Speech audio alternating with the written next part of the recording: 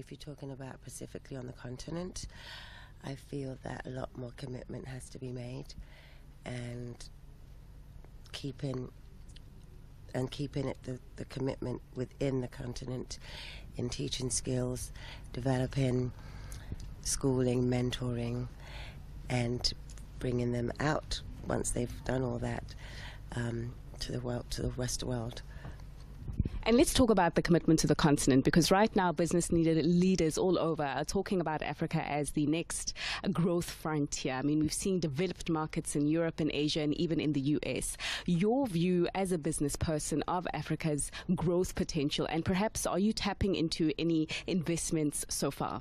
No, what I'm tapping into is it's great that they're looking at the continent as the country and the place to invest, but they have to really make a commitment with investment, not just come in, it's like a business, come in and take out. They need to come in and stay in and give back to the communities and fit in with the infrastructure. That's what we need, real commitment to this continent. You were very vocal in your calling for there to be an Africa Vogue. You said the time is now. I'm interested in the response that you have received from the global stage for the introduction of an Africa Vogue. It's been very positive, and very positive from Condé Nast. They are absolutely looking into it and on it. They're on it. They're working as we speak.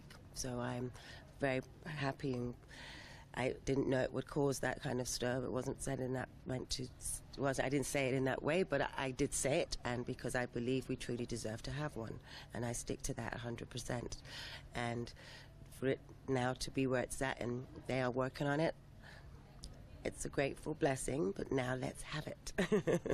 Certainly. I mean, Naomi, the world has become an uncomfortable place for a lot of people because of growth being achieved, but in an unsustainable way, because of people being excluded from the formal sectors of the economy. And I'm talking about women specifically. Now, in your experience, you mentioned 33 years in the game. How have you experienced transformation in the fashion industry when it comes to particularly more black women and an equality of pay when it comes across racial lines? Okay, so yes, in the beginning I did not have equality of pay, but I would be doing the same work. And so for many years I said, okay, I will take that, just because I was the newbie, I was learning. I was saying, okay, I want to be more on the creative side. But at the end of the day, we're all doing the same. We need to be paid in the same way. So then I spoke up. And I've been speaking up ever since. And I feel, finally, we are opening that door. It's wonderful to see the diversity that's been used in my industry. But now, are you going to pay the same that you have paid before to my acquaintances and, you know, the other diversity of women? It's like we deserve to have it be the same across the board. You're putting in the same time.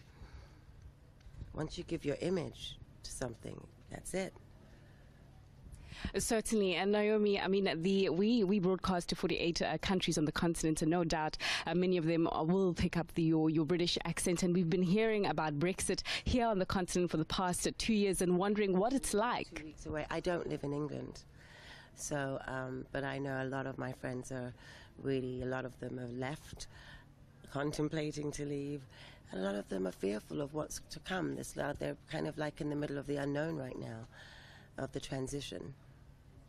So I suppose we'll have to wait in 2 weeks. But finally, Naomi, what's next in store for you? I mean, you've done quite a lot, but you're still so young and you're still so full of energy. What's next for Naomi Campbell? To keep on with the work that I'm doing, which is to keep and to make sure that the great continent of Africa is recognized in every way by every business, like it is in the West.